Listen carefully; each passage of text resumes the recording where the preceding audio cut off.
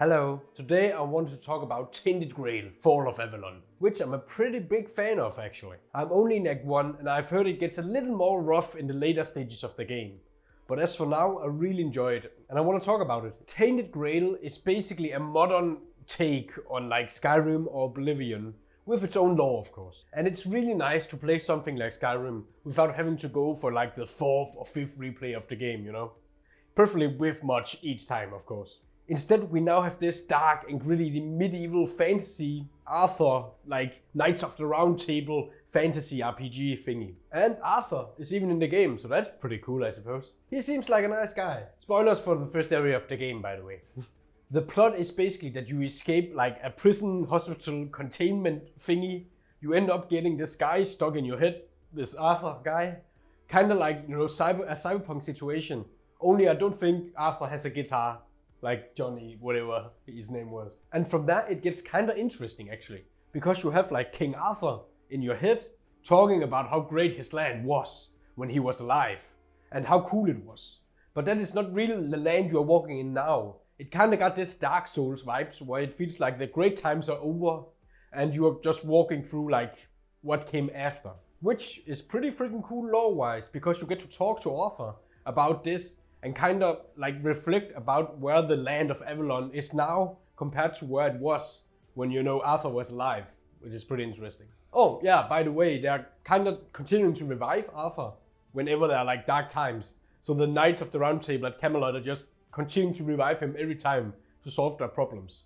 The problem with that is though that like the weirdness spreads every time they revive him. The weirdness is kind of like this corruption thingy, but more just like raw potential and magic that does all kinds of funky stuff, like creating these deer, which I would probably not classify as deer, but you know, I guess that's what the weird do, I suppose. So yeah, anyway, Arthur doesn't remember much and you have to find the different aspects of his soul, which I have not done yet, because I've been too distracted doing cool quests, casting lightning, and turning things into cheese, which is kinda hilarious, not gonna lie. And also a little bit terrifying actually. So yeah, I kind of like the combat in this game actually, even though that, you know, it's inspired by Oblivion and Skyrim and they are not really known for great combat. I personally went with a mage and trying to spec into a little bit of melee and sneak also, so just for the fun of it. And I really like all the different tools you have, it's really amazing. Even though the combat is, you know, a lot like Skyrim, I feel like it's a little more dynamic. I haven't been able to use much of the other stuff like shields, bows or melee weapons, other than daggers, which I got from this pissed off god gnome. So yeah. But they have all kinds of cool enchantments to them, which kinda makes me want to also spec into being a warrior kinda guy. I am however pretty comfortable in just running around blasting lightning and fire at the same time, which is also pretty rad. But I really do like the different enchantments. It kinda adds a little more to the melee classes, which can be a little more boring usually. So that's a pretty nice aspect to it. So yeah, it really does seem like the game is heavily inspired by Skyrim. And at least for me, that's absolutely amazing because I love Skyrim. And I think this game is also pretty cool too. You got tons of tools for combat, which is most of the time pretty fun, at least for now.